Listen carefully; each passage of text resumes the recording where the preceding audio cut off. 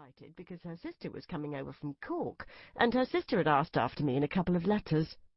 And I wanted to go because Bridget's sister had taken her mother-in-law to Lourdes, and I wanted to find out all about it, with a view to taking Matty one day. But confession wasn't possible because I knew I would have to repeat the sin, the lie, over and over as the year came to an end. Not only to Matty, but to the people at the nursing home, and... well, there isn't anyone else, really. Maybe someone at the church, or someone in a shop. It's almost comical when you think about it.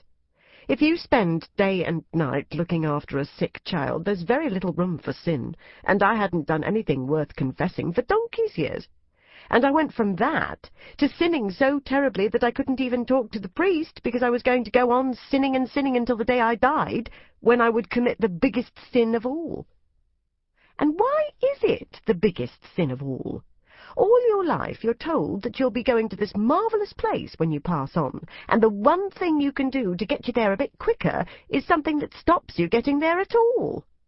Oh, I can see that it's a kind of queue jumping. But if someone jumps the queue at the post office, people tut. Or sometimes they say, "Excuse me, I was here first." They don't say, "You will be consumed by hellfire for all eternity." That would be a bit strong. It didn't stop me from going to the church. But I only kept going because people would think there was something wrong if I stopped. As we got closer and closer to the date, I kept passing on little tidbits of information that I told him I'd picked up. Every Sunday I pretended as though I'd learned something new, because Sundays were when I saw Bridget. Bridget says there'll be dancing.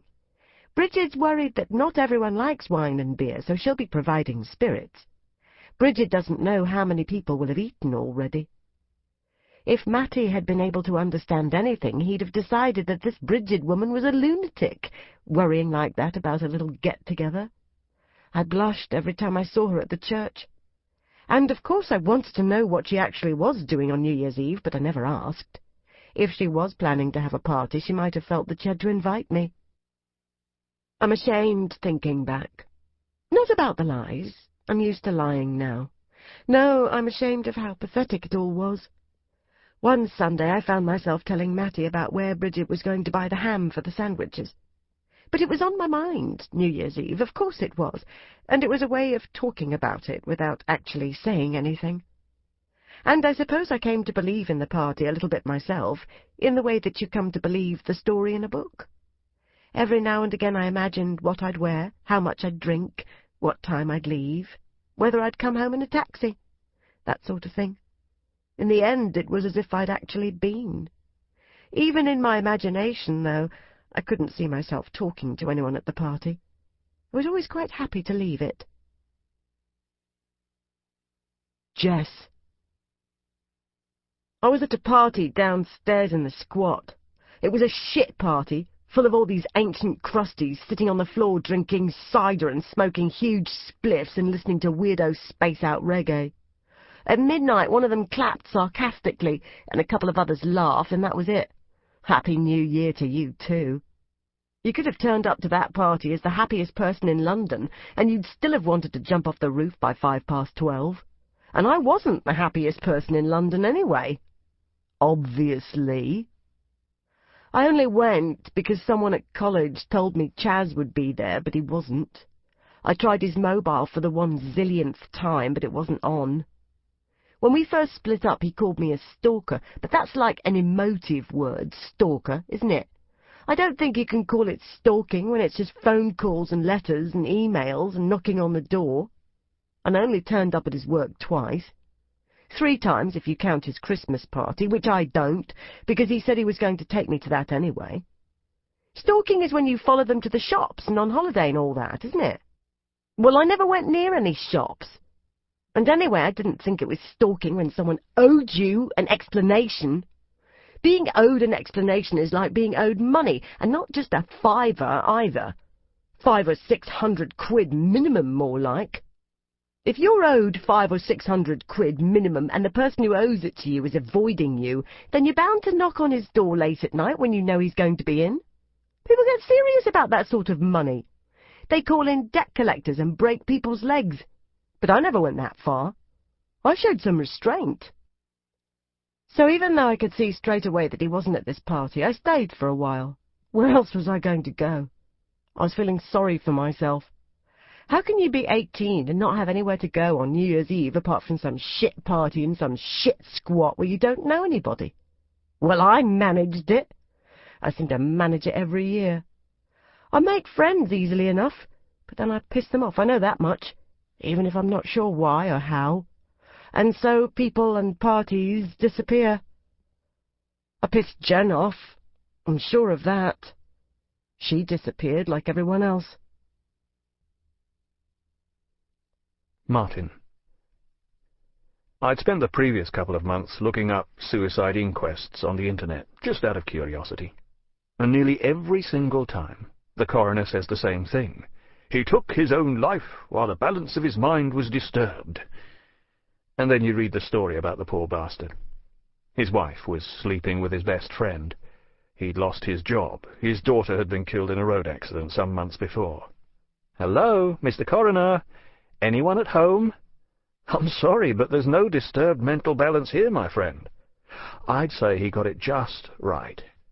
Bad thing upon bad thing upon bad thing, until you can't take any more, and then it's off to the nearest multi-story car park in the family hatchback with a length of rubber tubing.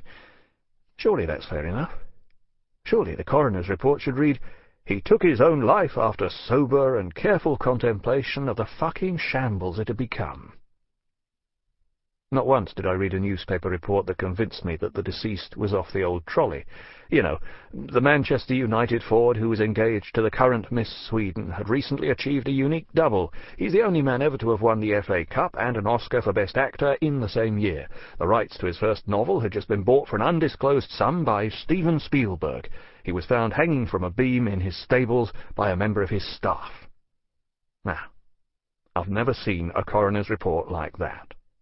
But if there were cases in which happy, successful, talented people took their own lives, one could safely come to the conclusion that the old balance was indeed wonky. And I'm not saying that being engaged to Miss Sweden, playing for Manchester United and winning Oscars inoculates you against depression. I'm sure it doesn't. I'm just saying that these things help. Look at the statistics. You're more likely to top yourself if you've just gone through a divorce, or if you're anorexic, or if you're unemployed, or if you're a prostitute, or if you've fought in a war, or if you've been raped, or if you've lost somebody. There are lots and lots of factors that push people over the edge. None of these factors are likely to make you feel anything but fucking miserable. 2 years ago, Martin Sharp would not have found himself sitting on a tiny concrete ledge in the middle of the night, looking 100 feet down at a concrete walkway and wondering whether he'd hear the noise that his bones made when they shattered into tiny pieces. But 2 years ago, Martin Sharp was a different person. I still had my job. I still had a wife. I hadn't slept with a 15-year-old. I hadn't been to prison. I hadn't had to talk to my young daughters about a front-page tabloid newspaper article, an article headlined with the word sleazebag, and illustrated with a picture of me lying on the pavement outside a well-known London night spot. What would the headline have been if I had gone over? Sleazy does it, perhaps, or maybe Sharp End. There was, it is fair to say, less reason for ledge-sitting before all that happened. So don't tell me that the balance of my mind was disturbed, because it really didn't feel that way. What does it mean anyway, that stuff about the balance of the mind? Is it strictly scientific? Does the mind really wobble up and down in the head like some sort of fish scale, according to how loopy you are? Wanting to kill myself was an appropriate and reasonable response to a whole series of unfortunate events that had rendered life unlivable. Oh yes, I know the shrinks would say that they could have helped, but that's half the trouble with this bloody country, isn't it? No one's willing to face their responsibilities. It's always someone else's fault. Boo-hoo-hoo.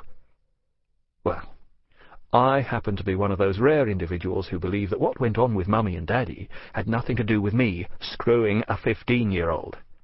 I happen to believe that I would have slept with her regardless of whether I'd been breastfed or not, and it was time to face up to what I'd done. And what I'd done is, I'd pissed my life away. Literally. Well, okay, not literally. I hadn't, turned my life into urine and stored it in my bladder and so on and so on.